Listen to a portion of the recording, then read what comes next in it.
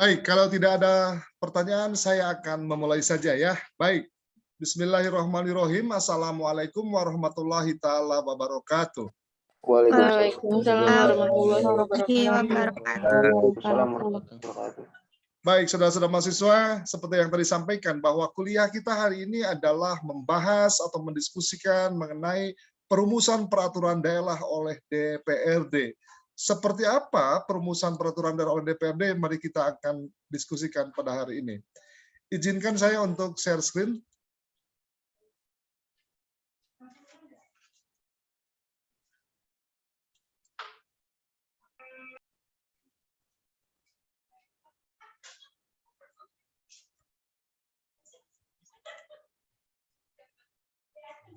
Baik, apakah terlihat share screen saya? Terlihat, Pak. Terlihat, Pak. Khawatir tidak terlihat. Karena sebetulnya ini juga saya sudah merecord di dalam YouTube, tapi ternyata tidak berjalan. Tidak apa-apa. Baik, saudara-saudara mahasiswa, proses pembentukan peraturan daerah, proses perumusan peraturan daerah oleh DPRD.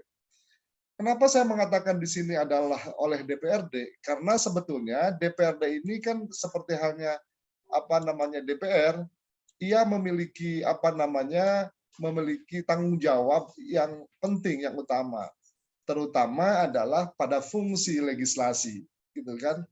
Nah, pada fungsi legislasi ini DPRD memiliki peranan di dalam hal merumuskan perundang-undangan yang disebut dengan peraturan daerah, begitu ya. Nah, baik, terkait dengan perumusan peraturan daerah ini, ya, itu ada beberapa tahapan, ada beberapa proses yang harus dilalui, gitu kan. Nah, beberapa tahapan atau proses yang harus dilalui ini adalah sebagai berikut. Pertama adalah proses umum dalam pembentukan. Artinya ini ya, terjadinya raperda. Dan ini biasanya muncul di pemerintahan daerah. Nah, awal ini biasanya muncul dalam bentuk program legislasi daerah. Program legislasi daerah. Nah, program legislasi daerah ini adalah sejumlah kepentingan pemerintah daerah bahwa ia menganggap ada masalah publik yang harus diselesaikan dan ditetapkan dalam bentuk peraturan daerah. Begitu. Sehingga pemerintah daerah menganggap penting bahwa masalah itu harus diperdakan dan kemudian dimasukkan ke dalam program pemerintahan daerah yang muncul dalam anggaran pemerintahan daerah dan disebut dengan program legislasi daerah. Begitu maksudnya. Jadi yang pertama adalah prosedur umumnya terkait dengan pembentukan peraturan daerah adalah adanya program legislasi daerah. Itu yang pertama. Yang kedua adalah proses penyiapan rancangan peraturan daerah. Jadi kalau sudah muncul di dalam program legislasi daerah, kemudian akan diprogramkan oleh pemerintahan daerah, maka ya sesuai dengan agenda yang ada di DPRD, ya, ia akan melalui tahapan dan proses selanjutnya dalam bentuk menyiapkan rancangan peraturan daerah atau rancangan raperda. Siapakah ini yang menyiapkannya? Yang menyiapkannya tentu saja pemerintahan daerah kalau datangnya dari usul pemerintahan daerah. Bisa juga usulan ini datangnya dari DPRD, ya. Yang menyiapkan berarti siapa? DPRD. Kemudian disampaikan kepada pemerintahan daerah. Nah, di pemerintahan daerah itu sendiri, siapa yang mengusulkannya? Yang bertanggung jawab mengusulkan adalah dinas, kantor, atau badan yang bertanggung jawab atas urusan pemerintahan itu. Di bawah koordinasi dari sekretariat daerah. Atau dalam spesifikasinya adalah Biro Hukum dan Perundang-undangan, bagian hukum dan perundang-undangan kalau di kabupaten kota. Jadi Biro Hukum atau bagian hukum dan perundang-undangan inilah yang nanti akan mengkoordinasikan dengan dinas terkait yang berhubungan dengan substansi dari rancangan peraturan daerah tersebut. Maksudnya begini, saudara-saudara, rancangan peraturan daerah itu kan bisa macam-macam urusannya, ya. Ada urusan pemerintahan itu kan macam-macam sekali, ya. Misalnya ada urusan pertanian, maka yang mengurusinya ya dinas pertanian. Ada urusan pendidikan, maka yang mengurusnya adalah dinas pendidikan. Begitu, ya. Jadi ia bertanggung jawab untuk membuat atau menyiapkan rancangan peraturan daerah tersebut, ya. Begitu. Itu yang pertama. Yang kedua, yang ketiga adalah tahapannya proses penyiapan raperda di lingkungan pemerintahan tersebut. Jadi udah clear nih rancangannya ada. Sudah jadi draft nih raperdanya di tingkat Pemda. Kemudian apa? Kalau rancangan peraturan daerah sudah ada, di situ ada surat pengantarnya untuk ke DPRD-nya, di situ sudah ada naskah akademiknya. Naskah akademik ini adalah merupakan hasil penelitian, hasil pengkajian terhadap rancangan peraturan daerah tersebut. Kemudian juga di situ juga jelas siapa pengusulnya, ya kan? Dan lampiran-lampiran pendukung lainnya sudah disiapkan. Nah, kemudian apa? Pemerintahan daerah melalui Setda yang dikoordinasikan oleh bagian hukum dengan didampingi oleh dinas terkait yang berhubungan dengan urusan pemerintah tersebut, kemudian ia dimasukkan ke DPRD. Dalam hal ini adalah melalui sekretariat DPRD atau Setwam bahasa lainnya. Nah, masuklah ke dalam tahap yang keempat di situ. Pada proses yang keempat adalah proses mendapatkan persetujuan. Nah, proses mendapatkan persetujuan ini bahasa lainnya adalah proses perumusan. Jadi ada proses perumusan di DPRD. Biasanya kan di situ DPRD melalui kepemimpinannya ada rapat paripurna, kemudian dia akan membahas awal untuk mendapatkan persetujuan dilanjutkan atau tidak, diterima atau tidak, kan seperti itu. Nah, jika rancangan peraturan daerah itu diterima oleh semua fraksi atau anggota DPRD, maka akan dilanjutkan dalam bentuk apa yang disebut dengan panitia ad hoc, gitu. Pansus yang akan bertanggung jawab untuk merumus itu. Nah, tapi kalau ternyata hampir semua atau mayoritas dari anggota DPRD tersebut tidak menyetujui ya atas rancangan peraturan daerah tersebut, maka berhenti sudah di situ, tidak dilanjutkan, dikembalikan ke pemerintahan daerah. Nah, yang akan kita bahas di sini adalah bagaimana proses rancangan peraturan daerah itu yang diterima oleh DPRD, kemudian DPRD seluruhnya menerima, maka selanjutnya DPRD akan membentuk yang disebut dengan panitia ad hoc atau panitia khusus yang akan membahas, merumuskan rancangan tersebut untuk menjadi peraturan daerah. Begitu. Nah, yang terakhir dari keseluruhan proses perumusan peraturan daerah tersebut adalah yang disebut dengan pengesahan dan pengundangan.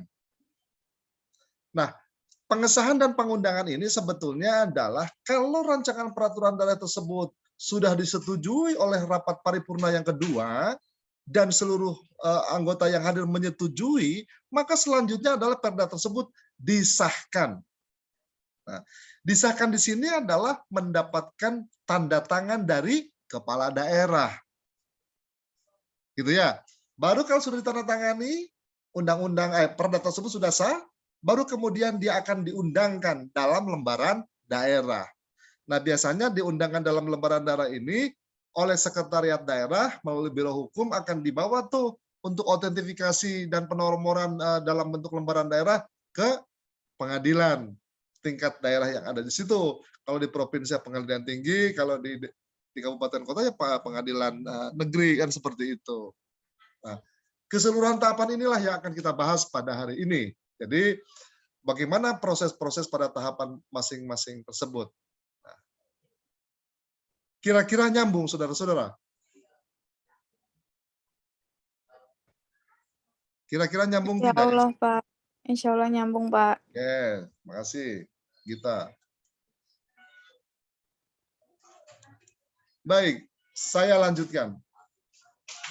Nah, berikutnya adalah bagaimana persiapan pembuatan peraturan daerah. Nah, tadi saya katakan siapa yang menyiapkan? Tergantung. siapa yang mengusulkannya. Kalau yang mengusulkannya adalah pemerintahan daerah, dalam hal ini adalah dinas tertentu dan sekretariat daerah, maka dia juga harus memiliki hal berikut. Sama halnya juga orang-orang di DPRD, dia juga harus memiliki kemampuan-kemampuan ini. Jadi yang pertama adalah si pengusul harus memiliki pengetahuan yang cukup mengenai apa? Mengenai materi-materi muatannya. Jadi apa saja nih yang akan dimasukkan dalam perda tersebut.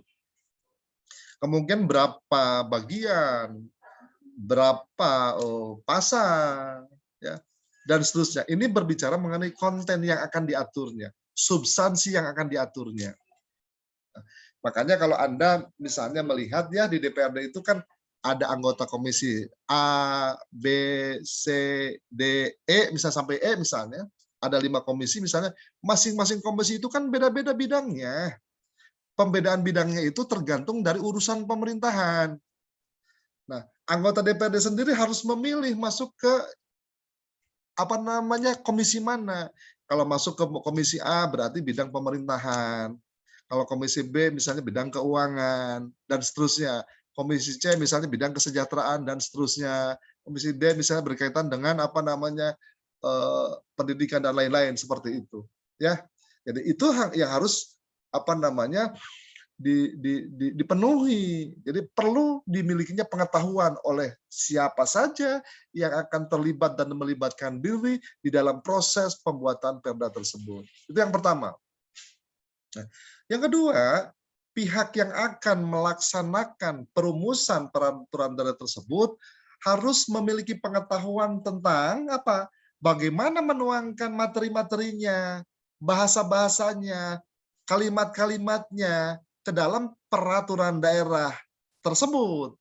Karena dia harus mampu menuangkan secara singkat, secara padat, tetapi jelas, tegas, dan mudah difahami dengan pilihan-pilihan kata sesuai dengan bahasa Indonesia yang baik dan benar. Jadi makanya kan bahasa hukum peraturan daerah itu kan bahasanya kaku, bahasanya tegas, tidak bercabang, tidak beranak. Nah, seperti itu ya. Jadi ini dua hal ini. Jadi saya ulangi, pertama adalah pengetahuan tentang kontennya, misalnya tentang urusan pertanian kah, tentang urusan tenaga kerja kah, tentang urusan pendidikan kah, tentang urusan kelautan kah, dan lain-lain. Harus paham itu, tergantung perda tentang apa yang dibahasnya. Dan yang kedua adalah dia harus memiliki pengetahuan tentang bagaimana menuangkan materi-materi yang sudah ada dalam pikiran dia dalam bentuk kata dan kalimat di dalam rancangan peraturan daerah tersebut secara baik dan benar sesuai dengan bahasa Indonesia yang baik dan benar. Begitu ya. Nah, baik saudara-saudara, selanjutnya adalah bagaimana prosedur penyusunan peraturan daerah. Kalau berbicara prosedur kan berarti berbicara mengenai tahapan, proses ya. Gitu ya. Nah, prosedur penyusunan peraturan daerah ini merupakan sebuah rangkaian kegiatan atau tahapan di dalam penyusunan produk hukum daerah. Tadi saya katakan produk hukum daerah adalah garis-garis politik daerah. Nah, bagaimana prosedurnya? Ini dilakukan sejak dari perencanaan. Nah, saya tadi katakan ada prolegda sampai dengan penetapan peraturan daerah tersebut. Di dalam apa? Di dalam pengesahan dan pengundangan. Gitu kan? Dari merencanakan sampai disahkan dan diundangkan, itu adalah prosedur yang harus dilalui. Nah, saudara-saudara mahasiswa, prosedur itu adalah kaku. Prosedur itu rigid. Prosedur itu memang ada jelas tahapan-tahapannya dan itu harus diikuti dan itu harus dilalui. Tidak boleh yang namanya perumusan perundang-undangan itu sembarangan ya, tidak sesuai dengan tuntutan gitu kan. Karena akan menjadi masalah gitu kan. Makanya misalnya kalau sudah menjadi prolegda, biasanya kan nanti akan ada kajian naskah akademik, kemudian ada penyusunan bahan-bahan yang akan dimasukkan ke dalam raperdanya, ya. Kemudian akan ada uji-uji validasi terkait dengan data-data dan hal-hal yang akan diusulkan di dalam rancangan undang-undang perda itu, gitu seperti itu. Ya, demikian. Nah, baik saudara-saudara. Nah, berikutnya adalah bagaimana proses perumusan. Nah, ini proses perumusan peraturan daerah ini, ya, tadi saya katakan diawali dengan dirumuskannya Prolegda, Program Legislasi Daerah. Jadi satu naskah rancangan peraturan daerah itu memang harus sudah diusulkan dan harus sudah dimasukkan ke dalam anggaran belanja daerah. Karena ini kan membutuhkan pembiayaan, gitu ya. Jadi tidak bisa satu rancangan peraturan daerah ini dibahas di tingkat pembahasan di di DPRD kalau tidak dirumuskan kalau di dalam program legislasi daerah tersebut, ya.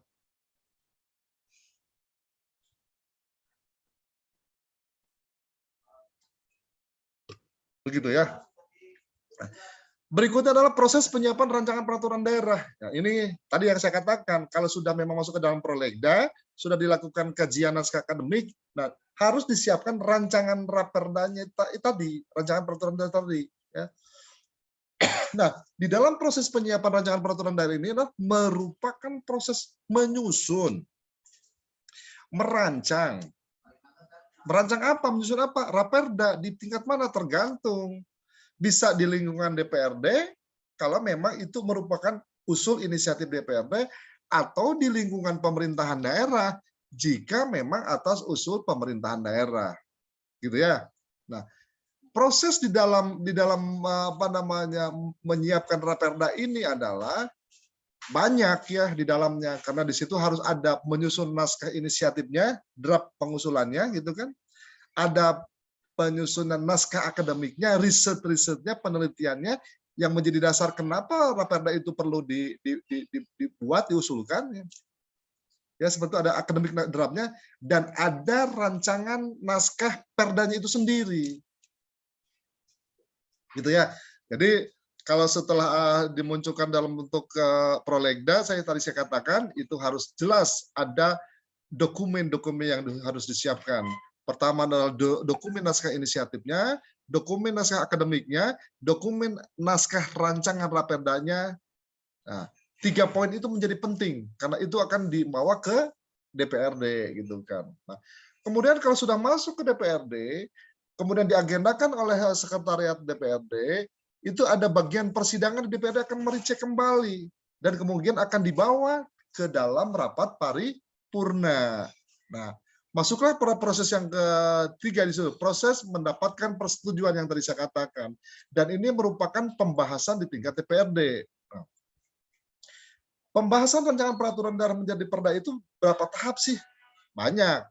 Intinya adalah ada rapat paripurna tahap 1, kemudian di situ dibentuk panitia khusus, pembahasan di tingkat panitia, kemudian akan dilakukan pembahasan di tingkat komisi dan gabungan komisi, gitu kan. Kemudian juga akan ada uji jaring pendapat dengan masyarakat, gitu kan. Kemudian kalau sudah tahapan itu dilalui, balik lagi ke dalam rapat paripurna. Untuk apa? Untuk mendapatkan persetujuan. Nah, biasanya dalam rapat paripurna yang kedua ini, kalau sudah draft raperda sudah ada, itu ada yang disebut dengan kata akhir fraksi. Nah, kata akhir fraksi ini biasanya berupa tanggapan-tanggapan dari perwakilan fraksi atas rancangan peraturan daerah yang dibahas itu. Jadi kalau hampir seluruhnya anggota fraksi menyetujui bahwa perda itu sudah sesuai dan tidak ada masalah, maka tinggal pada level pengesahan berikutnya. Ya, jadi kalau udah ketok palu di paripurna, semua setuju dan akan diperdakan, maka tahap berikutnya adalah pengesahan perda itu menjadi peraturan daerah.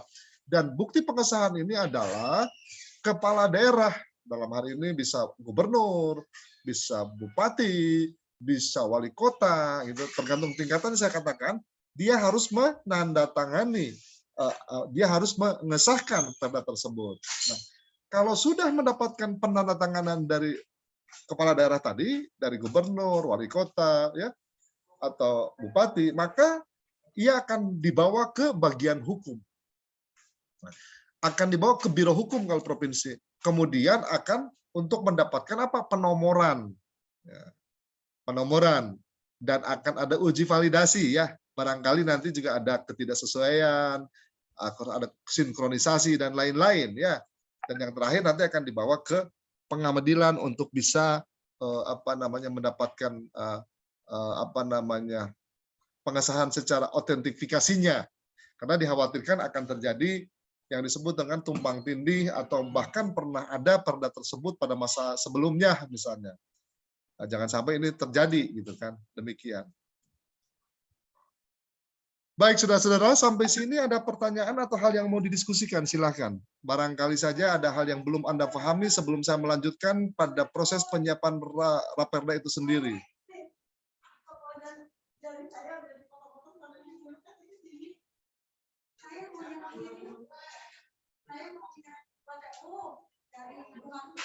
Silakan, kalau ada pertanyaan. Belum ada pertanyaan, Pak. Lanjut dulu. Baik. Kalau tidak ada pertanyaan, saya lanjut dulu. Ya. Bagaimana proses penyiapan rancangan peraturan daerah? Nah, ini sudah, saya balik lagi, setback lagi. Jadi kalau tadi tahapannya secara ini seperti tadi yang saya katakan, kita bedah tuh satu persatu. Nah, proses penyiapan rancangan peraturan daerah sangat bergantung. Saya akan ulas dulu rancangan peraturan daerah yang misalnya ini bisa atas usul dari kepala daerah dan atas usul dari DPRD. Nah, dalam konteks kelembagaan, ya, DPRD ini seperti yang pernah saya berulang-ulang mengatakan kepada saudara, bahwa DPRD ini kan memiliki fungsi legislasi. Atas tugas dan fungsi tersebut, DPRD ini memegang kekuasaan membentuk peraturan daerah. Tadi saya katakan, apakah perda ini merupakan usulan dari eksekutif, kepala daerah, gitu kan? Ataukah usul inisiatif dari DPRD itu sendiri, gitu kan? Begitu ya. Nah, pembahasan rancangan peraturan daerah atas inisiatif DPRD itu kan diawali di DPRD itu sendiri ya. Biasanya dia kemudian ya diberikan dulu ke kepala daerah, akan diolah oleh sekretariat daerah. Kalau hubungannya dengan dinas instansi tertentu ya tergantung perda tentang apa. Jadi akan melibatkan pejabat unit kerja dinas daerah yang ditunjuk oleh kepala daerah untuk bertanggung jawab dalam hal tadi membahas, menindaklanjuti ya atas usulan Raperda dari DPRD gitu ya. Nah, baru setelah itu, ya, pemerintah daerah, dalam hal ini adalah melalui biro atau bagian hukum, akan membentuk yang disebut dengan tim asistensi perumusan peraturan daerah tentang apa, gitu kan. Seperti itu. Makanya tadi saya katakan kan, jenis peraturan daerah tentang apa sangat berpengaruh siapa yang bertanggung jawab atas pendampingan dan perumusan peraturan daerah tersebut di tingkat eksekutif atau pemerintahan daerah, seperti itu ya. Jadi itu kalau yang berasal dari DPRD. Nah, bagaimana kalau misalnya rancangan usulan peraturan daerah itu berasal dari pemerintah daerah, dari Pemda? Karena kebanyakan rancangan peraturan daerah ini kan memang yang diusulkannya atau yang mengusulkannya adalah kepala daerah dan atau bersama-sama dengan dinas instansi terkait, ya seperti itu. Kebanyakan seperti itu. Nah, proses penyiapan Raperda dari lingkungan pemerintahan daerah itu antara lain pertama adalah diawali dengan adanya prakarsa dari pimpinan unit biasanya. Tentang dinas daerah kah, badan daerah kah, kantor daerah kah, ya. Tergantung kalau misalnya yang dimaksud yang akan diusulkan adalah terkait dengan pengelolaan pertanian, maka dinas pertanian yang bertanggung jawab untuk mengawalinya. Kalau terkait dengan pengelolaan sekolah dasar misalnya, maka dinas pendidikan yang bertanggung jawab. Kalau hubungannya dengan pengupahan tenaga kerja, maka dinas tenaga kerja yang bertanggung jawab. Ya, itu yang maksud saya. Nah, kemudian ia akan bertanggung jawab untuk mengusulkan satu produk hukum rancangan peraturan daerah tadi, ya, sebagai inisiator dari pemerintahan daerah tersebut. Nah, kemudian ya, rancangan peraturan daerah tersebut oleh kepala dinasnya, oleh kepala unit tadi ya. Kemudian ia akan membawa ke sekretaris daerah, ke sekda. Nah, di sekda ini adalah ditanggung-jawabi atau menjadi koordinatornya adalah tadi biro hukum kalau di provinsi, ya, bagian hukum kalau di kabupaten atau kota. Untuk apa? Nah, ini dilakukan harmonisasi atas materi dan sinkronisasi atas pengaturan-pengaturan dari materi itu. Ya, begitu ya.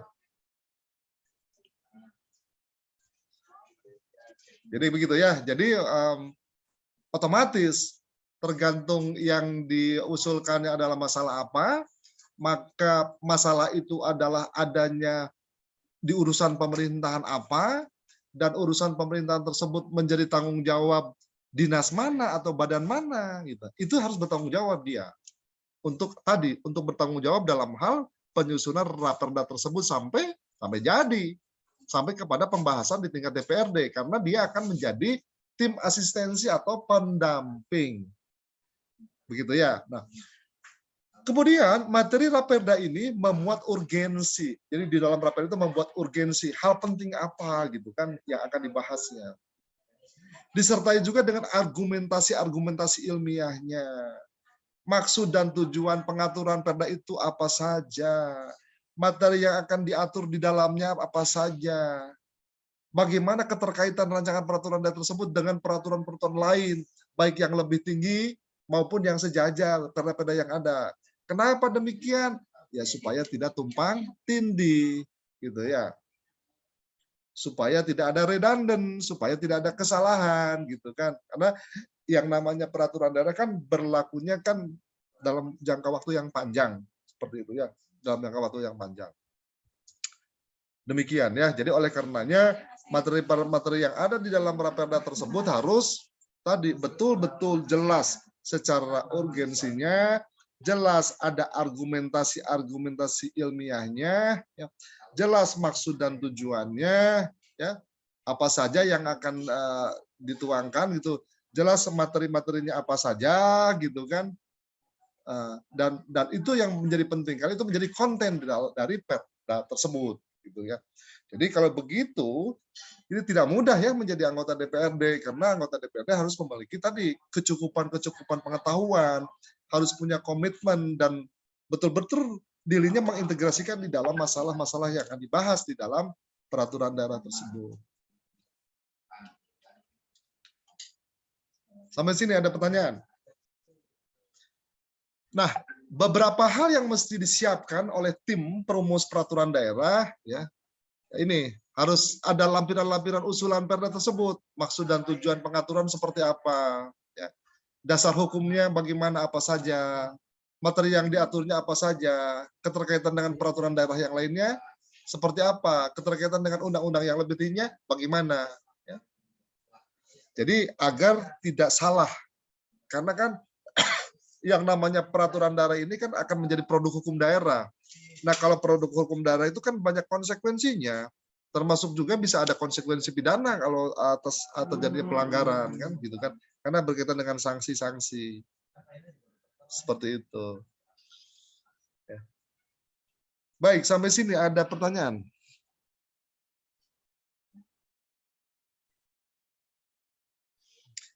Baik, kalau tidak ada pertanyaan saya lanjut. Nah, bagaimana mendapatkan persetujuan?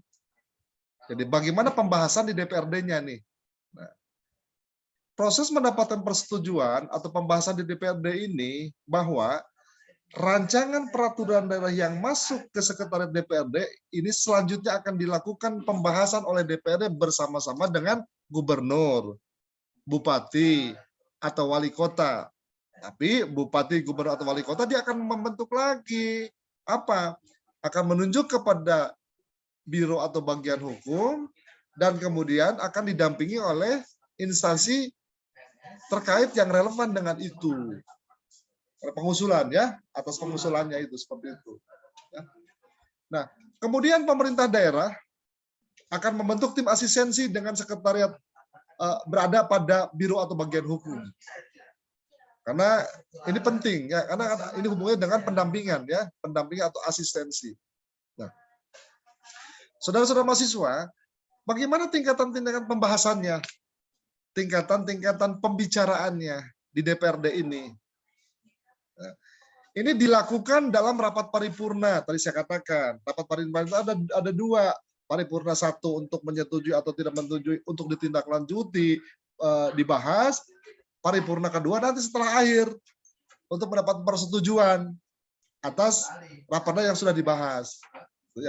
Jadi saya ulangi, tingkatan-tingkatan yang dibahas atau yang dilakukan oleh DPRD ini, yang pertama adalah rapid paripurna pertama. Ya, di situ untuk mendapatkan persetujuan apakah rancangan peraturan daerah ini penting atau tidak. Jika penting, apakah rancangan peraturan daerah ini akan dilanjutkan untuk dibahas. Jika jawabannya ya, tadi saya katakan, maka akan dibentuk pansus. Nah, kemudian ada proses tuh, ada prosesnya. Nah, yang kedua adalah rapat komisi. Nah, tadi saya katakan komisi kan macam-macam bentuknya, ya, tergantung jenis urusan-urusan pemerintahannya. Nah, satu rancangan peraturan daerah tentang pendidikan, tentu saja nanti di dalam rapat komisi bidang pendidikan akan membahasnya, seperti itu. Nah, kemudian juga kan yang namanya rancangan peraturan daerah sebelum diperdakan kan akan berhubungan dengan urusan pemerintahan yang lainnya. Nah, akan dilakukan juga misal rapat gabungan komisi. Misalnya begini, ketika ada raperda tentang peningkatan produk hasil pertanian di Kabupaten Bekasi dengan beberapa strategi A, B, C, D. Nah, tentu saja dalam pelaksanaannya kan pasti akan berhubungan dengan dinas perkebunan, akan berhubungan dengan dinas kependudukan, akan berhubungan dengan misalnya katakanlah dinas koperasi, ya, karena akan hubungannya dengan apa itu tadi, dengan bisa jadi bagian atau pasal-pasal di dalam perda itu akan membicarakan tidak semata-mata pertanian saja. Nah, ini memerlukan yang disebut dengan gabungan komisi. Nah, kemudian akan ada dilakukan rapat di tingkat panitia khusus. Nah, panitia khusus ini sebetulnya panitia yang ditunjuk atau dibentuk sebagai panitia ad hoc yang akan membahas tadi rancangan peraturan daerah secara detail, mencermati sampai kepada jadi gitu kan, setelah mendapatkan masukan dari berbagai sumber, setelah ada rapat komisi dan seterusnya. Ini pansus sebetulnya yang paling berat. Ya. Nah, kemudian kalau semua tahapan sudah dilakukan, ya, dan tidak ada masalah-masalah lagi, maka akan masuk ke dalam rapat paripurna kedua. Nah, di dalam rapat paripurna kedua ini adalah untuk mendapatkan persetujuan dari forum seluruh anggota DPRD yang hadir di dalam rapat paripurna itu. Gitu kan. Tadi saya katakan, saya ulangi ya, biasanya akan diawali dengan pandangan akhir atau kata akhir praksi. Jadi praksi dengan juru bicaranya akan memberikan tanggapan, komentar atas raperda tadi, apakah setuju atau tidak, ada catatan atau tidak. Kalau semuanya setuju dan tidak ada catatan yang luar biasa, maka itu akan ditanyakan oleh pimpinan. Ya, apakah misal saudara-saudara anggota dewan yang terhormat menyetujui dari keseluruhan rancangan peraturan daerah yang sudah mendapatkan tanggapan melalui kata akhir praksi tadi? Kalau tidak masalah ketok palu tuh. Begitu ya. Nah, biasanya pembahasan di DPRD ini ya harus memperhatikan tata tertib ya. Jadi ada tata tertib DPRD ya. Dan setiap DPRD itu ada pada setiap masing-masing pemerintahan daerah ya. Itu ada peraturan tata tertibnya. Nah, seperti itu ya. Kemudian kalau misalnya khusus untuk raperda yang berasal dari inisiatif DPRD bagaimana? Nah, ini saya tadi katakan di awal bahwa raperda atas usul inisiatif DPRD ini akan masuk dulu ke kemana? Akan masuk dulu ke pemerintahan daerah, ke kepala daerah, ya. Kemudian kepala daerah akan menunjuk tuh sekretaris daerah dalam hal ini adalah biro atau bagian hukum bersama-sama dengan pejabat unit kerja yang berhubungan dengan itu untuk mengkoordinasikan, untuk membahas, untuk menganalisis ya atas rancangan peraturan daerah tersebut. Begitu ya. Baru kalau setelah dibahas di tingkat pemerintahan daerah, maka masuk lagi ke DPRD dan masuk lagi seperti tadi. Ada tahapan-tahapan yang harus dilalui dari mulai rapat paripurna 1 sampai kepada rapat komisi, gabungan komisi, pansus, dan kembali lagi ke dalam rapat paripurna 2. Begitu saudara-saudara. Sampai sini ada pertanyaan?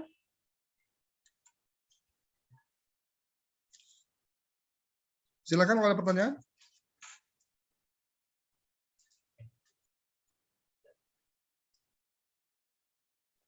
Pak, saya mau tanya.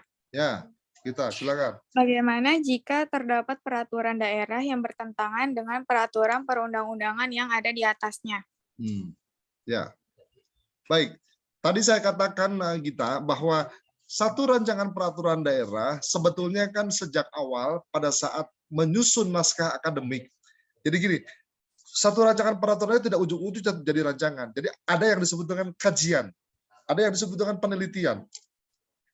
Hasil dari kajian atau penelitian tersebut nanti menghasilkan yang disebut dengan naskah akademik. Nah, di dalam naskah akademik ini muncul yang disebut dengan sinkronisasi atau harmonisasi dengan perundang-undangan lain yang lebih tinggi, gitu ya.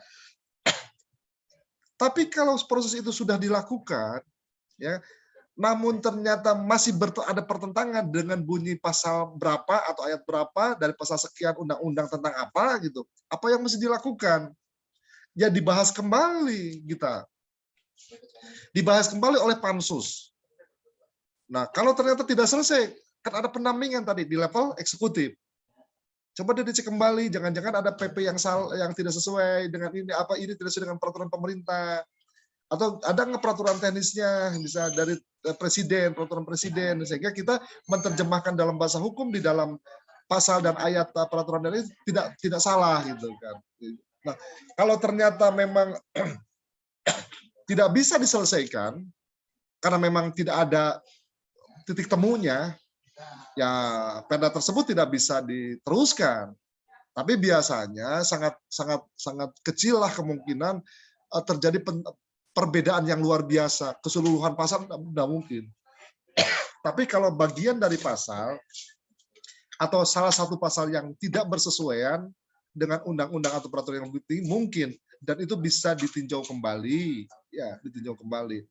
Ditinjau kembalinya bagaimana? Bisa menambahkan kekurangan tersebut dengan menyempurnakan setelah melihat dari peraturan yang lebih tinggi, atau menghilangkan pasal itu karena dianggap bertentangan dan tidak sesuai.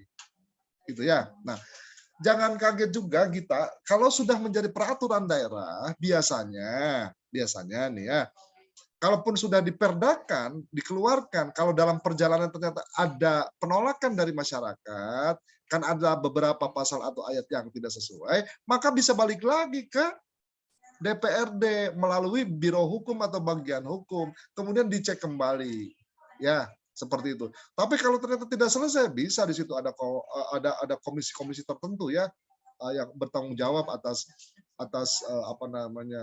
perundang-undang tersebut. Biasanya kalau DPRD itu ada yang disebut dengan Balegda, Badan Legislasi Daerah.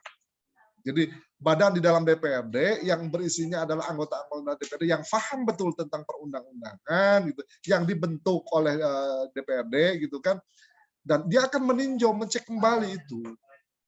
Ya, jadi begitu harusnya. Jadi kalau misalnya fungsi-fungsi yang berjalan di dalam pemerintahan berjalan dengan baik gitu kan, DPRD berjalan dengan baik, saya kira setiap ditemukan adanya kendala, kekurangan, kelemahan dan kesalahan, maka itu harus segera diperbaiki dan direvisi. Begitu, Gita. Baik, Pak. Terima kasih. Yang lain, silakan.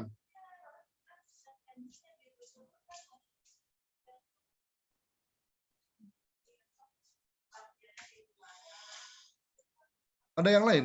Silakan. Pak, saya mau nanya satu lagi. Boleh Gita. Iya, nggak apa-apa, sok. Bagaimana jika perda kabupaten bertentangan dengan perda provinsi, Pak? Iya. Ya. Nah, ini letaknya Gita. Sebetulnya secara hierarki pemerintahan, karena desentralisasi ada pemerintahan kabupaten kota, di bawahnya di atas itu ada provinsi, kan itu, pemerintah daerah provinsi. Nah, Karena keotonomiannya,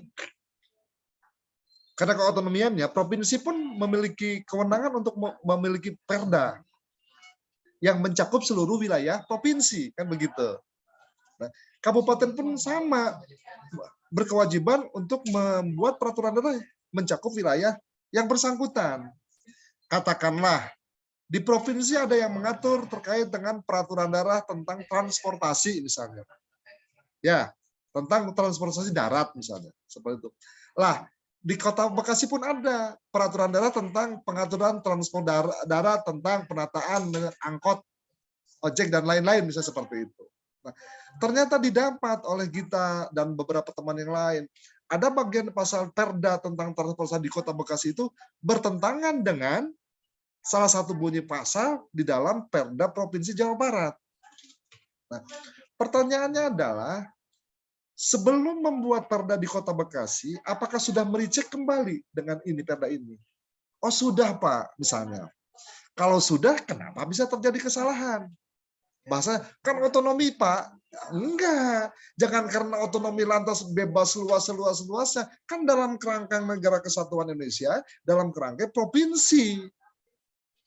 Biasanya yang menimbulkan konflik itu misalnya ketika angkot dari ini misalnya Kota Bekasi bersentuhan dengan angkot di Kabupaten Bekasi, Perda di Kabupaten Bekasi beda dengan Perda Kota Bekasi, konflik di situ muncul.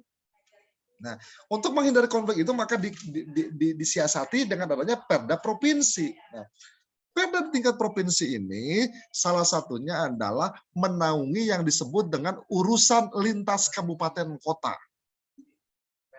Gitu. Biasanya wilayah-wilayah perbatasan ya yang kayak misalnya gini. Anies punya tanggung jawab untuk bagaimana menata DKI dalam hal ketenagakerjaan dan lain-lain. Ya, makanya pembatasan misalnya jumlah arus urbanisasi misalnya. Migrasi penduduk. Tapi kan tidak bisa Pak Anies menolak orang-orang yang mau bekerja di Jakarta, kan tidak bisa kan? Nah, tapi Anies punya hak juga untuk membatasi itu, gitu kan. Oh, lantas warga-warga dari luar DKI di seluruh Indonesia kan protes lah, kenapa begini begitu. Nah, maka yang terjadi ada sebetulnya Gita, di level kabupaten kota atau di level provinsi itu ada yang disebut dengan asosiasi gubernur seluruh Indonesia, asosiasi bupati seluruh Indonesia, asosiasi wali kota seluruh Indonesia, asosiasi DPRD provinsi seluruh Indonesia, asosiasi DPRD kota seluruh Indonesia, ada asosiasinya.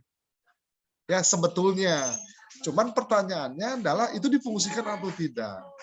Harusnya difungsikan. Bahkan sekedar pengetahuan Anda dan masih yang lain, antara provinsi DKI Jakarta dengan provinsi Jawa Barat itu ada yang disebut dengan BKSP, Badan Kerjasama Pemerintahan. Atau Jawa Barat dengan Jawa Tengah ada BKSP lagi, Badan Kerjasama Pemerintahan, untuk mengatasi hal-hal masyarakat yang berada di perbatasan itu.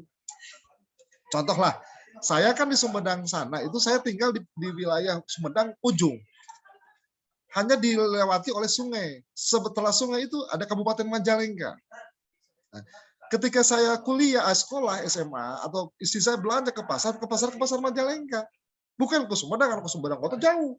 Nah, di situ kan ada kebijakan lah. Makanya misalnya, bagaimana kalau angkot dari Sumedang itu harus berhenti di Kadipaten misalnya, Kadipaten udah masuk kota Majalengka. Nah, berarti kalau sudah masuk Kadipaten, karena udah wilayah, angkot tersebut dikenakan retribusi oleh pemerintah Kabupaten Majalengka. Boleh ya, boleh, haknya kan.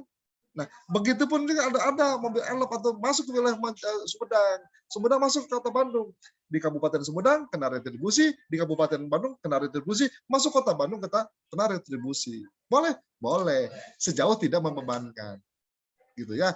Jadi jika terjadi tadi kemungkinan itu mungkin sangat mungkin, terutama terkait misalnya dengan perda-perda yang mengatur tentang sumber daya alam. Misalnya kan pernah terjadi adanya konflik antara nelayan di Tegal, misalnya Pekalongan, misalnya kan, karena apalagi kalau di laut susah kan pembatasannya kan, susah. Tapi itu juga kan ini wilayah batas kabupaten mana, ini kabupaten mana, sementara nelayan kan nggak ngerti gitu kan.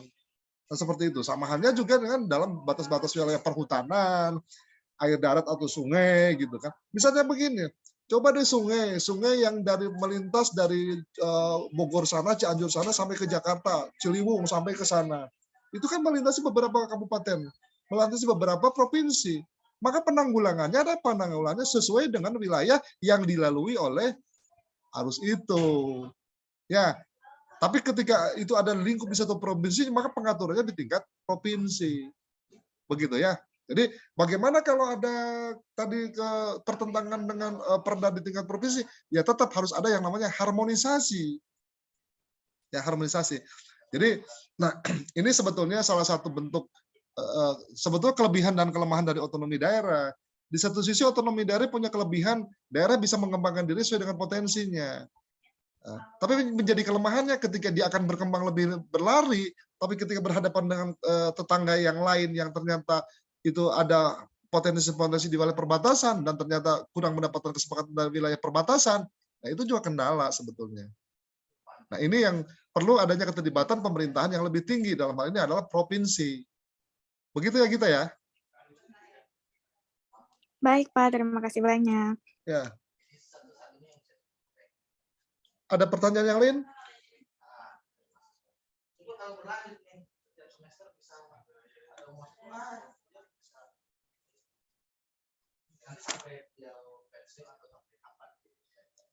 Ada pertanyaan yang lain, silakan.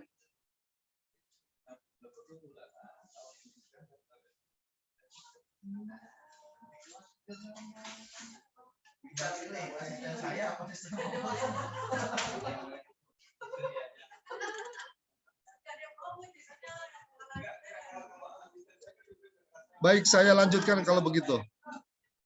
Kita lihat bagaimana proses pengesahan dan pengundangan.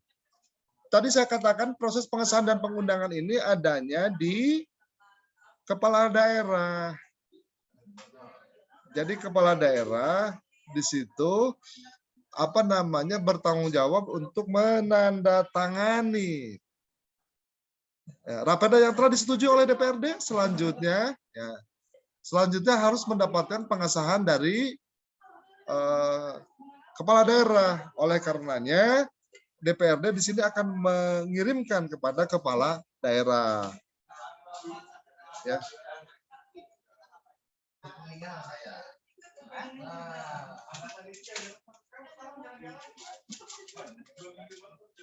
Nah, setelah sampai kepala daerah yang dikoordinasi oleh sekretariat daerah, dalam hal ini adalah biro atau bagian hukum, maka selanjutnya adalah kepala daerah akan menandatangani. Namun dalam proses tersebut ya biro atau bagian hukum tersebut akan melakukan penomoran. Makanya suka dengar kan ada peraturan daerah nomor sekian tentang apa gitu kan. Nah itu penomoran itu adanya di biro atau bagian hukum ya. Nah kenapa masih ada penomoran? Ya selain untuk memudahkan dalam numeriknya ya, penomorannya juga untuk pencatatan sebagai dokumen ya. Karena kan biar tidak terjadi tumpang tindih nomor ya. Biar tidak terjadi kesalahan ya. Seperti itu. Sebentar ya.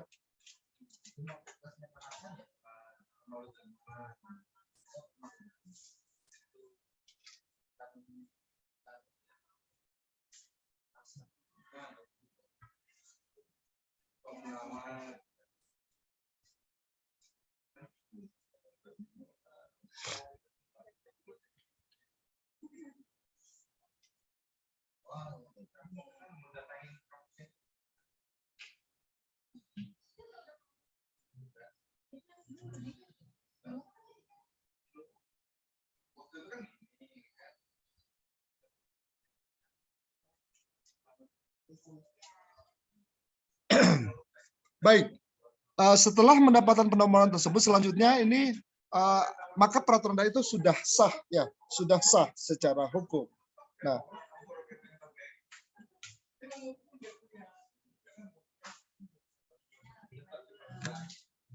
ya sah secara hukum. Kemudian tentu saja peraturan daerah tersebut kemudian diundangkan oleh Sekda ya, diundangkan.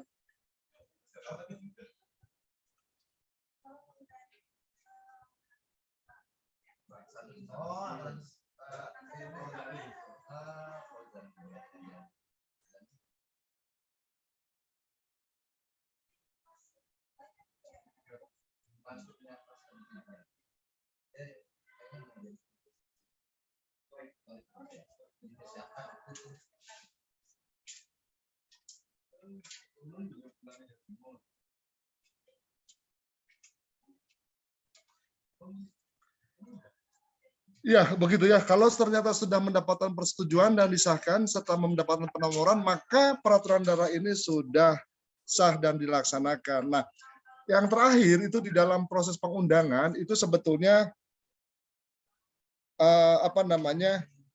masih dimungkinkan, tadi seperti saya katakan, dimungkinkan masih terjadi kekurangan, dimungkinkan masih terjadi kesalahan, terutama secara administratif ya. Jangan secara konten. Kalau secara konten saya kira itu akan berat karena akan harus ada pembahasan-pembahasan lebih dalam lagi. Nah, kalau ada kesalahan-kesalahan teknis itu bisa diperbaiki, bisa direvisi ya. Bisa direvisi seperti itu. Nah, baik ya saudara-saudara, kita masuk ke dalam pengesahan dan pengundangan tadi, pendalamannya ya. Jadi Biro Bagian Hukum tadi ya, ia bertanggung jawab terhadap penggandaan. Jadi kalau bentuknya fisik ya, itu kan biasa dicetak ya, kemudian digandakan ya, kemudian didistribusikan ya, didokumentasikan ya. Didokumentasikan kemungkinan kan bisa juga disimpan di instansi-instansi yang relevan ya untuk menjadi pedoman ya. Sampai kepada wilayah desa kelurahan pun mendapatkan itu ya. Nah, berikutnya adalah bagaimana kalau terjadi kesalahan. Tadi saya sudah katakan, kalau ternyata kesalahannya terkait dengan teknik penyusunan perda, maka Sekretaris DPRD dengan persetujuan pimpinan DPRD akan mengadakan penyempurnaan kembali gitu kan atas penyusunan perda tersebut ya. Walaupun sudah mendapatkan persetujuan dari DPRD sebelum sampai kepada kepala daerah. Nah, bagaimana kalau ternyata masih terdapat kesalahan teknis penyusunan? Apabila perda tersebut sudah sampai kepada Pak Kepala Daerah, ya kepala daerah sendiri melalui Biro Hukum atau bagian hukum bisa memperbaiki, menyempurnakan, tentu saja dengan konsultasi terhadap penanggung jawab di DPRD, gitu kan, seperti itu, ya. Kemudian setelah perda tersebut diundangkan, kemudian terdapat juga kesalahan teknis penyusunannya, ya. Ini setdas tersebut bersama-sama dengan tim di Biro Bagian Hukum, dia bisa melakukan perbaikan-perbaikan, tapi tidak sampai kepada perubahan-perubahan yang konten ya, hal-hal yang teknis saja. Ya, yang terpenting adalah kalau peraturan daerah ini sudah disahkan, sudah diundangkan, sudah masuk ke dalam lembaran daerah, maka tanggung jawab pemerintah daerah, dalam hal ini ada kepala daerah beserta dengan perangkat-perangkat daerah yang ada di daerah tersebut berkewajiban untuk menyebarluaskan. Karena yang namanya peraturan daerah itu kan bertujuan untuk mengatur penduduk, mengatur perilaku masyarakat dan pemerintah daerah. Sehingga dengan adanya perda tersebut, pemerintah daerah bisa berjalan dengan baik, gitu kan, demikian. Ya. Silakan saudara-saudara kalau ada pertanyaan yang lain lagi.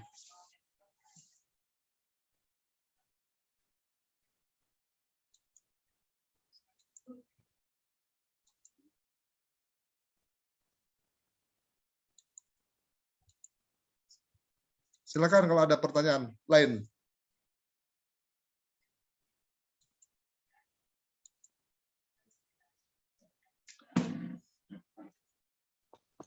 Pak, penanya Pak. Ya, silakan Haji. Itu cara mensosialisasikannya gimana Pak ke masyarakat? Banyak caranya. Pertama adalah secara dokumentasi. Jadi secara dokumentasi dalam bentuk buku, ya buku-buku tipis, itu didistribusikan. Mereka membaca. Kedua, melalui media cetak. Harian-harian yang ada di level daerah itu, kalau perda ya, dengan asumsi masyarakat membeli dan membacanya. Berikutnya lagi kalau era sekarang ditaruh tuh di penayangan website Pemda, website DPRD.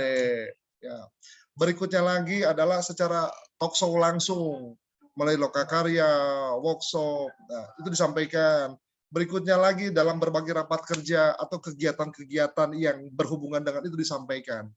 Sampai kepada sebetulnya kepada tingkat desa ya.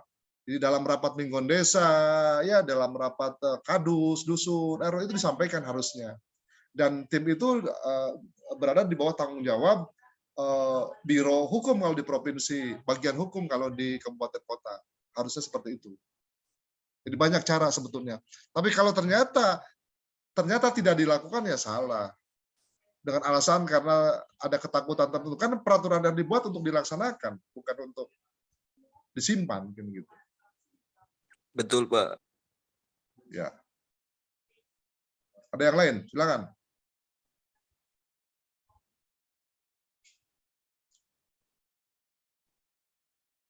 Ada yang lain? Silakan. Jadi proses atau tahapan yang tadi saya katakan terkait dengan perumusan peraturan daerah itu kan sebagai pengetahuan awal saudara, sebagai jalan buat saudara bahwa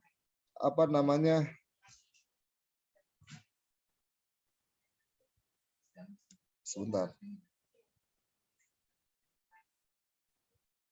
Jadi menjadi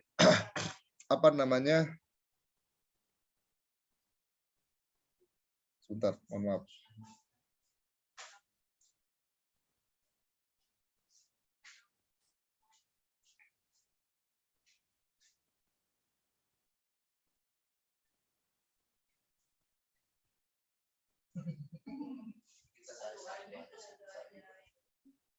Silakan kalau ada pertanyaan lain lagi.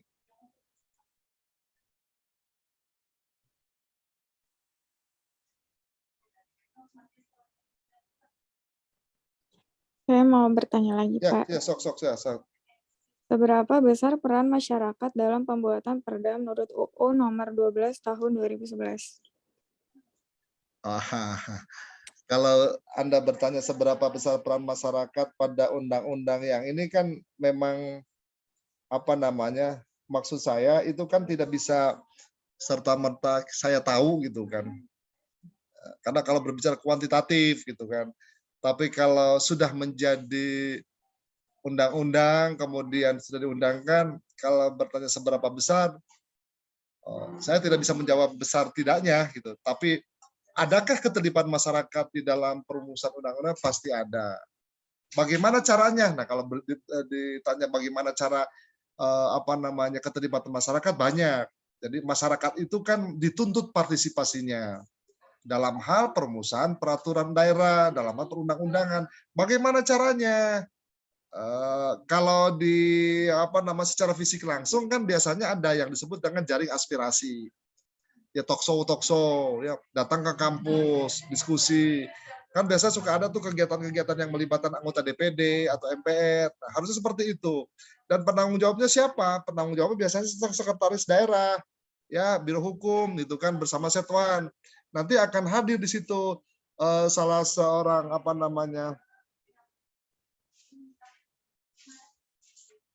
sebentar.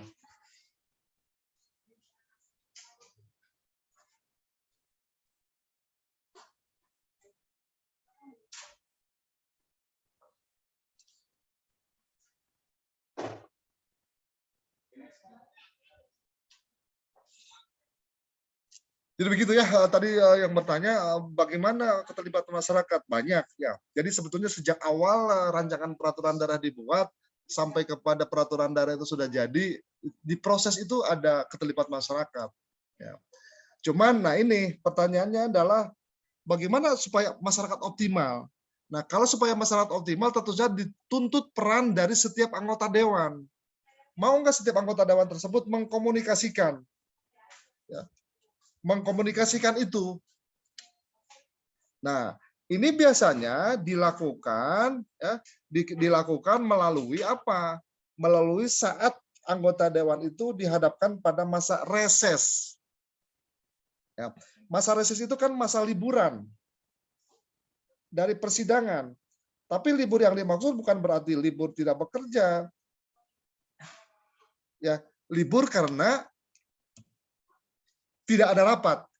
Nah, pada saat tidak ada rapat itu dia datang tuh sesuai dengan dia tugasnya dari komisi apa, dia pernah menjabat atau menjadi anggota di pansus apa gitu. Dia bisa menyampaikan kepada masyarakatnya. Ya, demikian. Baik, Pak. Terima kasih. Ya, sama-sama kita. Yang lain silakan. Pak, saya mau bertanya, Pak. Ya, Henny. Ya, jadi begini, Pak. Jika dalam pembuatan atau perumusan undang-undang dibatalkan ya, tidak jadi untuk disahkan, biasanya apa saja sih, Pak, faktor yang paling mempengaruhi dan bagaimana solusinya dalam menghadapi hal tersebut? Terima kasih, Pak. Oh, iya. Ya, kalau misalnya undang-undang atau peraturan daerah nih, pertama kan sudah masuk nih dari eksekutif, sudah diusulkan nih, udah dianggarkan oleh satuannya nih, dibawa tuh ke rapat paripurna dulu yang pertama, namanya paripurna 1. Di dalam rapat paripurna 1 itu ya pimpinan akan menyampaikan, saudara-saudara yang berbahagia, pada hari ini kita menerima usulan rancangan peraturan daerah yang membahas tentang ini, yang diusulkan oleh yang terhormat bupati bla bla dan seterusnya, bisa seperti itu. Nah, dokumen tersebut sudah diterima oleh saudara gini nih pada beberapa hari yang lalu dan saudara sudah mempelajarinya. Untuk menindaklanjuti hal ini, silakan kepada saudara-saudara untuk memberikan pendapat tanggapan atas usulan ini, kan begitu. Nah, biasanya nanti akan bicara tuh setiap fraksi 1A, B, C, D memberikan tanggapannya. Nah, kalau tanggapannya ternyata dominan tidak setuju, maka batal sudah. Nah, pertanyaannya adalah kenapa mereka tidak setuju, kan begitu. Nah, banyak hal. Biasanya kalau tidak setuju adalah berkaitan dengan konten, isi, substansi dari rancangan itu bermasalah. Bermasalah yang dimaksud lebih disebabkan karena dampak dari perda itu kalau diteruskan nanti akan mendapat konfrontatif dari masyarakat. Tidak sesuai dengan masyarakat, tidak untuk menyelesaikan masalah di masyarakat, misalnya seperti itu. Nah, kalau itu terjadi bagaimana? Biasanya pemerintah daerah bersama timnya itu akan berargumentasi karena ada kesempatan untuk tanya jawab sebetulnya. Dikembalikan kepada pemerintah daerah untuk dikoreksi, diperbaiki. Nah, tapi kalau rancangan peraturan daerah itu dikaji lebih dalam sebelumnya dengan adanya naskah akademik, kemungkinan itu jarang terjadi. Kemungkinan ditolak jarang terjadi. Karena sejak awal sudah melibatkan DPRD sebetulnya. Nah, kalau terjadi demikian biasanya sejak awal memang kelompok tertentu dari fraksi atau ada dorongan dari publik gitu memang tidak setuju. Nah, itu memang sudah lain. Nah, jadi kalau ternyata memang sampai dalam rapat paripurna ternyata masih bermasalah dan banyak yang tidak setuju, dimungkinkan memang dampak dari perda itu kalau diteruskan akan bermasalah. Nah, Pak, kalau seperti itu bagaimana? Ya ditolak, dipending untuk sementara waktu. Sampai kapan? Tanpa batas. Nah, biasanya kalau rancangan peraturan yang ditolak itu dikembalikan kepada pemerintah daerah, kepada dinas tertentu. Nah, mereka kemudian mendalami kembali, mensosialisasikan kembali segala macam, di mana letak kekurangan, kesalahan dan seterusnya. Nah, biasanya yang paling sering ini begini, Henny, terkait dengan penetapan upah minimum, misalnya itu sering kendala, terkait dengan penetapan pajak, terkait dengan penetapan retribusi gitu kan sering, atau jam kerja, hak cuti pegawai itu sering kan. Nah, itu harusnya didiskusikan, dikomunikasikan dengan pihak-pihak yang dimungkinkan akan kena dampak atas perda itu. Katakanlah terkait dengan pengupahan, biasanya ada kekurangan, tim di dari pansus DPRD sendiri dengan dinas tenaga kerja mengkomunikasikan dengan asosiasi buruh dan seterusnya. Terkadang juga begini, asosiasi buruh kan tidak merepresentasikan keseluruhan nih, tapi dia juga punya kepentingan. Nah, itu juga kendala itu. Ya, bisa jadi asosiasi buruh mah kan elitis tuh, tapi kan ada di kelompok-kelompok di perusahaan masing-masing juga beda-beda. Di kelompok juga ada level manajer dengan level buruh lain pula kan begitu. Nah, ini juga sering. Nah, di kita belum optimal fungsi itu, belum optimal sehingga sering terjadi kendala. Makanya kan sering biasanya kan dalam pergantian tahun nih, ke tahun baru nih 2022 akan muncul tuh perubahan-perubahan UMR segala macam dan itu menjadi kendala sebetulnya. Ya begitu ya Hen. Jadi kalau antisipasinya seperti apa? Sebenarnya harusnya preventif. Tim di dalam DPRD sendiri harus punya orang di balik itu harus punya yang bisa mengkomunikasikan dengan stakeholder terkait. Nah, di level eksekutif pun sama, Dinas Tenaga Kerja juga harus ada komunikasi intens dengan pihak-pihak yang dimungkinkan kena dampak itu. Ya, demikian. Ini, terima kasih. Bagus Baik masukannya. Pak, terima kasih. Sama-sama. Yang lain silakan. Bapak tolong, ada yang belum masuk. Tadi Ya, dia barusan. keluar gara-gara mati lampu di rumahnya. Ya, udah. Silakan yang lain. Baik, sambil melanjutkan pada perkuliahan kita, saya mengingatkan berarti minggu depan kita sudah UTS ya. Materi UTS sampai materi hari ini. Kalau Anda bertanya berapa jumlah soal, saya akan mewajibkan Anda menjawab 5 soal. Masalahnya saya memberikan berapa soal, terserah saya. Jadi Anda wajib mengerjakan 5 soal. Nanti soal saya akan share di dalam Google Classroom. Demikian juga nanti Anda menjawabnya mengunggah di jawaban itu. Ya, biar langsung saya bisa langsung nilai dan Anda bisa langsung tahu nilainya. Ya, tolong optimalkan. Kalau saya meminta berikan penjelasan dan analisis, jangan memberikan definisi, tapi reason Anda, argumentasi Anda. Ya, jangan hanya memindahkan atau menghafal ya. Ini bukan hafalan. Ya. Kadang-kadang mahasiswa diminta meresum aja, resum itu memindahkan catatan saya dengan poin-poin, enggak. Justru yang paling penting adalah bagaimana Anda berargumentasi. Ilmu pemerintahan itu menganalisis, bukan menyebutkan. Ya. Baik, silakan kalau ada yang ditanyakan lagi. Untuk soalnya diketik atau ditulis Pak nanti pas UTS? Tulis tangan. Ditulis tangan. Jadi Anda tolong Seperti menyiapkan, biasa jangan berarti ya, bertanya nanti jenis kertasnya, terserah kertasnya apa ya. Anda menyiapkan wayahnya ya. Soalnya ditulis Pak? Hah? Soalnya ditulis nggak? Soalnya ditulis oleh siapa? Maksudnya soalnya ditulis lagi nggak Pak di kertas? Boleh, tergantung. Kan saya selalu bilang, kalau Anda mau bisa tulis nomor 1, pertanyaan apa, boleh di bawahnya. Biar untuk konfirmasi saya. Nggak apa-apa, tulis lagi. Yang paling penting tulisannya yang terbaca ya. Jangan sampai menambah minus mata saya. Ya. Jadi yang terbaca tulisannya. Scan-nya juga yang benar. Ya, scan-nya yang benar. Kadang-kadang kecil sekali. Udah. Yang mereka di aplikasi sini banyak ya, scanner, cam bisa gitu kan. Ya. Ya, demikian ya.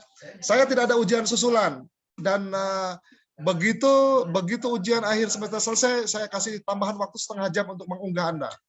Jadi kalau mengunggah setelah setengah jam setelah ujian, tidak saya terima. Asumsi saya Anda punya hak itu 3 SKS, tapi saya akan memberikan ujian itu dalam 2 SKS selesai. Artinya sebetulnya Anda punya waktu 1 SKS lagi, 50 menit. Tambah 30 menit lagi oleh saya. Cukup lama, 80 menit Anda untuk men-scan-kan dan lain-lain. Nah, saya mengingatkan teman-teman yang belum mengunggah tugas atau resume, silahkan. Jangan bertanya saya terlambat segala macam, udah jelas terlambat, Anda pun tidak mengerjakannya. Lebih parah lagi ya. Tapi kalau tidak mau ya nggak apa-apa juga, saya nggak bisa memaksakan ya. Ya, jadi saya tidak ada kewajiban saya untuk memaksa Anda. Anda berkenan silakan, tidak berkenan tidak apa-apa. Hidup ini pilihan. Ya, hidup ini pilihan. Jadi kewajiban saya hanya mengingatkan, menyampaikan ilmu kepada Anda. Begitu ya.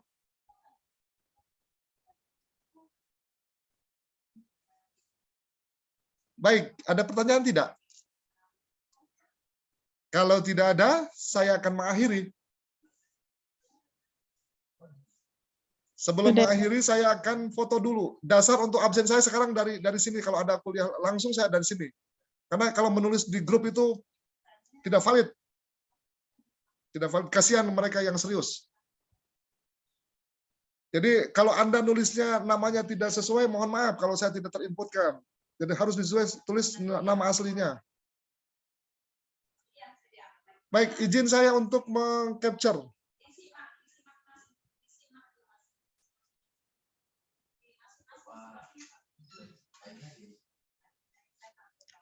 Satu, dua, tiga.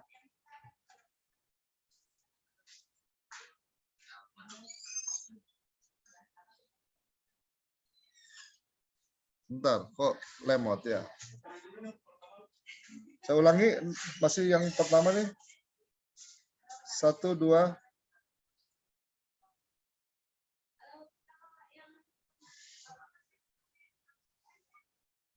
Satu, dua, tiga.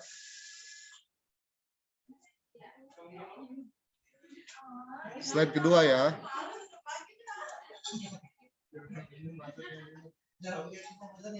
Slide kedua.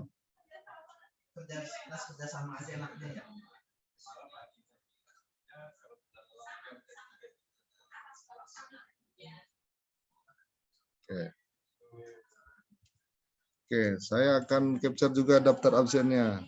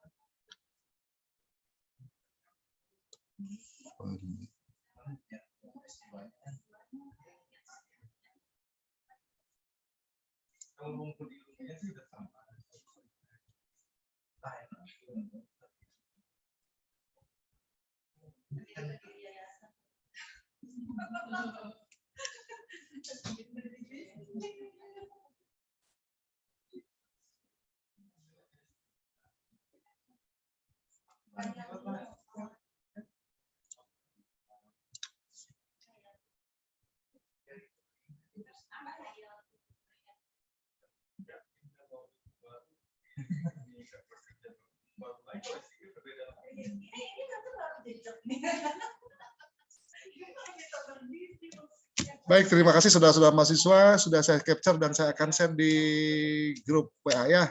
Selamat berjumpa di ujian tengah semester, belajar maksimal, materi sudah saya share juga di dalam YouTube. Silakan di YouTube juga ada materi kuliah saya, dan barusan juga sudah saya berikan materi, dan keseluruhan materi sudah saya sampaikan. Jadi sampai pada perumusan peraturan daerah kita akan ujian. Selamat ujian, sukses buat Anda semua, sukses buat kita semua. Terima kasih. Assalamualaikum warahmatullahi wabarakatuh.